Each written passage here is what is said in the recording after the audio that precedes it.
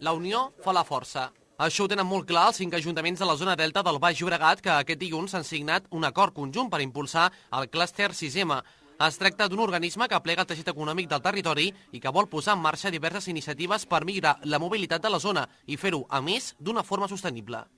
Volem ser referents en l'entorn de Barcelona com a territori punter innovador en aquests sistemes relacionats amb la mobilitat, donat que tenim un entorn que té de tota mena de xarxes de comunicació, tota mena d'infraestructures de logística i de mobilitat de persones i de mercaderies, i creiem que és un espai idoni per fer d'aquest entorn un espai que diuen Living Labs, que és un espai de fer proves d'aquests projectes. De moment ja hi ha sobre la taula 8 proves pilot que es posaran en marxa i que volen implementar el pagament de les zones blava amb el mòbil o consultar el trànsit en temps real, així com els accessos a les platges a la zona delta, entre d'altres. Hi ha una prova pilot molt interessant de mobilitat elèctrica a la zona delta. Això significa que hi haurà disponible motos de lloguer, són motos elèctriques i que es podran fer servir de manera...